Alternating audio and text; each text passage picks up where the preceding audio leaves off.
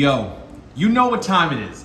It's your boy Trevor David Jones back up at it. And today we have Secret Invasion Season 1 Episode 5, The Harvest, okay?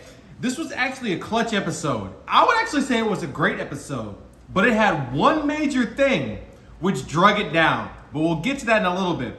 So let's jump right in. Okay, so we learned pretty early on what the Harvest is by way of Gravik.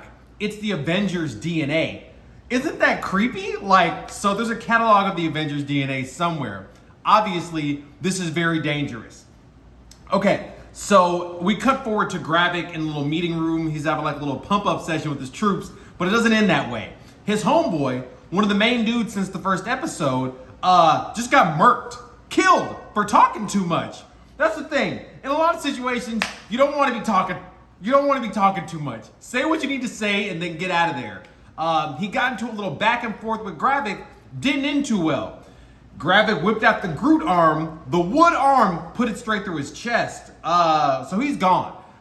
It was a creepy scene. But man, he shouldn't have been arguing. So we cut to the hospital hallway scene with Rhodey and Samuel L. Jackson. And I'm bringing this up just for another shout out. Like I've said too many times, the acting in this show is top notch, if not a little bit higher. Like it's like really good acting. In this scene, Rhodey, Don Cheadle did great as well. But just a shout out to Samuel L. Jackson, his acting in this scene, again, was pristine. It's just too good. Okay, so now the mutiny on Gravik. So we have Beto, the guy that recruited in the first episode, and he was standing, the guy who got killed was his homeboy. So he comes up to Gravik, and they stage this mutiny on him. They're gonna try and take him down. I mean, obviously he's not gonna succeed, but they gained some headway for a little bit, but it didn't work out. And that scene ended with Beto getting killed. All right. So Gravik is clearly unraveling. He was never portrayed as sane through the entire show, but he's unraveling. He's just, killed two of his own troops in the space of 2 days. Things are coming apart. We already knew ultimately he wasn't going to prevail in this show. That's not how this works. But this is where you see that things are actually just literally starting to fall apart. So moving forward a little bit, we get to the scene with the British intelligence lady and the scientist behind grafting different DNA to the Skrulls. That scene was crazy in and of itself. It ended with the scientist, her husband, just straight getting capped. People are getting capped left and right in this show. They're holding no bars. It's a little intense, but as I brought up in Ms. Marvel, it's good because there are stakes. Things can actually go awry. So that's how that scene ended. We cut forward to Fury. He's going to Finland. He's got something there he needs, of course. So on the plane is the dude from Black Widow, actually, the equipment dude. So he's on there, and it's good. It's good to see little tie-ins like that, little callbacks to different parts of the whole MCU. So that was good. And Fury has a conversation with his wife, and she was like, I was worried he would spend all his time chasing aliens, that he would lose the one he married. So it was confirmed. They confirmed it. Fury married a Skrull.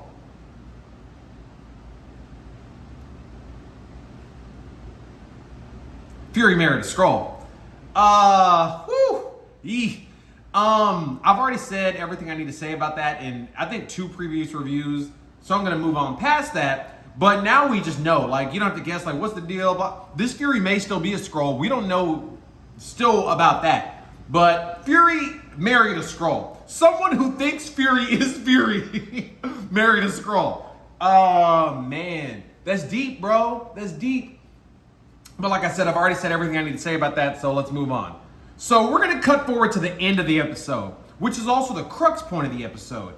And it was obviously the most important, but also the most bizarre part, okay? The most bizarre. So Fury reveals to the British intelligence lady there in Finland that he tells her the full story of the Harvest. After the Battle of Earth, aka Endgame, he sent in people who could blend in, guess what? Gravik, to collect Avengers DNA. He said every Avenger Literally every Avenger spilt blood on the battlefield, okay? Including Captain Marvel. That's horrifying. So of all people, he sent in Gravik to get it. And that's what the Harvest is. That's actually a really sketch situation for a few reasons. I'm not even gonna get too deep into that right now. But like, actually, just let's say you see some blood on the ground. How do you, like, anyways, the point is, yeah, so that's what the Harvest is. And honestly, that's dark.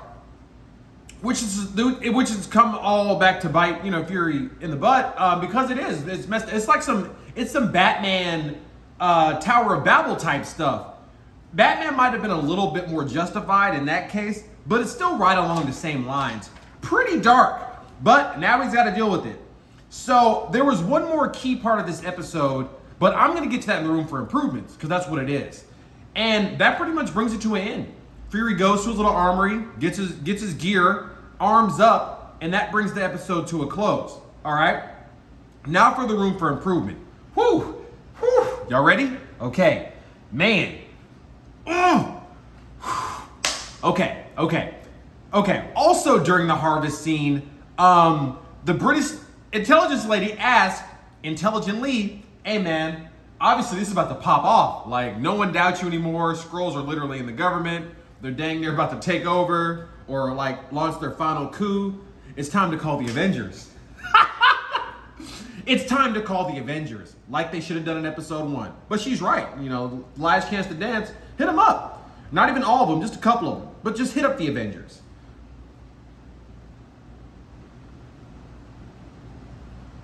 This is the point where not just myself, but probably any fan of anything at all lost their mind while watching this episode. This man Fury answers her with all seriousness, with no joking tone in his voice. This man goes, nah. First of all, nah is bad enough. This is personal. Personal? We can't keep depending on these superheroes to just come down from the sky and save us. I'm going to tell you something, Fury, you can though. But the thing is, you can. You can rely on them. And I'm going to tell you something else, Nicholas Fury, Nikolai, I'm getting hyped. You started it. You started it. You started the concept of superheroes coming from the sky and saving y'all. Bruh, you founded the Avengers. What are you talking about? The fact that part was literally on film and like broadcast, bro, I was sitting there just like, I had to put my coffee down. I was like, man, what am I watching? What is this? What is this? That made it to Final Cut. So he says that, but he doubles down. Fury wasn't done yet. Nah. He's about to tell y'all. He about to tell y'all why he can't call the Avengers. He about to let everybody know. Let the world know. This man doubles down and says, none of them can defend the world the way I can. Nick. Come on, Nick. Captain Marvel can't defend the world the way you can.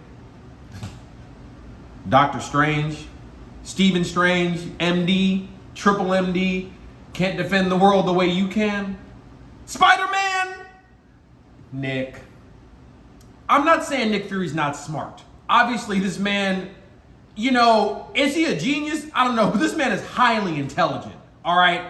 No one's saying Nick Fury ain't smart. He also founded the Avengers. We know what he's about. He has capability.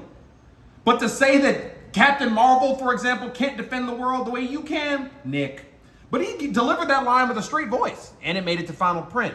And then he said something else, and he was like, I'm just dust. I looked at the screen and I said, you know what, Nick? You are dust. You're dust. You're dust. The scene, in effect, was like the end of Nick Fury. The end of the character. Those few minutes of nonsense were like more than I could, almost more than I could honestly deal with. It was so bizarre. It was very strange. And, I don't know why Marvel, I'm not sure why they destroyed his character in that moment. I have no clue. Something could change between now and the next time that Fury makes an appearance on film, TV or cinema. Something could change. And you could be like, I don't know what I was talking about, have like a character revelation. Maybe this is part of his character growth. Pretty strange part of his character growth, but it could just be a part of his character growth. I'm not sure. But if this man was dead serious and this is like how he's about to go down, it's just the end of his character. Because it's not, it's just pure, it's nonsense. Yeah. Very infuriating scene. As I said, I think in my last review, the thing about Secret Invasion is it actually had the potential to be a movie. It really did. When you watch it. Bro, this is an Avengers level threat. They could have maybe stretched it out to like 2 movies. It could have been, Skrulls aren't like as powerful as Thanos, obviously, or like Kang.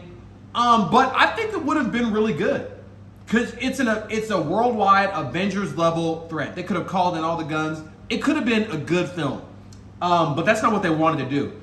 And they cut the Avengers, even a single Avenger, just one. They could have had even just one. But then it would have ended pretty early. Gravik ain't doing nothing to Ant-Man, for example. He's just not. So that's how they chose to go about it. Very strange, bizarre, but that's what we got. So that takes us to the rating. Whew, man, this hurts me to do this, it really does. But this episode gets a solid 1 out of 5. A 1 out of 5. Okay. The next to the last episode, a 1. And the really horrifying thing about it is it could have easily gotten a 5. It was on the road to, you had the opening scene with Gravik, seeing Gravik's mentality continuously decline. Gaia burying Talos, all these different scenes. But when they chose to go, the revelation of the harvest, very odd. It has some logistical issues, but it's weird. It's kind of cool. You know what I mean? It's kind of a strange. It's a new element. But when they chose to do that Avengers thing again, it sunk the episode and maybe even sinks the series. It hurts me to say, because everything about it is just so good.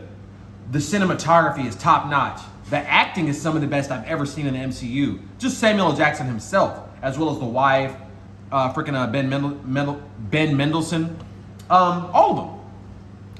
Gravik, that dude, it's not just good, it's like really good. The costumes, the effects of the Skrulls transforming. I don't really have any major takeaways, but this Avengers stunt they pulled, it's unacceptable. What are they trying to do? So it makes this episode get a 1 out of 5. And I gotta watch the 6th episode. We gotta see what happens. But it might actually sink the series, but we'll see. There's 1 episode to go, so we'll see. And that brings this to an end. That's my review of Season 1, Episode 5 of Secret Invasion, The Harvest. Easily the most important episode of the series thus far. And the most painful episode at the same exact time. Okay. So check out my previous Secret Invasion review, episode 4, Beloved. Another great episode. I actually gave that one a 5. Yes, I believe so. Check out the rating. It's a spoiler anyway to know the rating. Watch the review. And also my Ahsoka trailer reaction. So check that out. That show's gonna be dope. It's coming out here in, I think, like a few weeks. August, like mid-August. So, I got y'all on that. I got y'all on the reviews of Ahsoka. That's easy money. As I always say, because I genuinely mean it, stay up. Never want to be this way in life, always this way. And until I see y'all again, which will be soon, because I'm on the YouTube grind. The YouTube game is in full power. Y'all know what's up. I'm going to see y'all. Peace.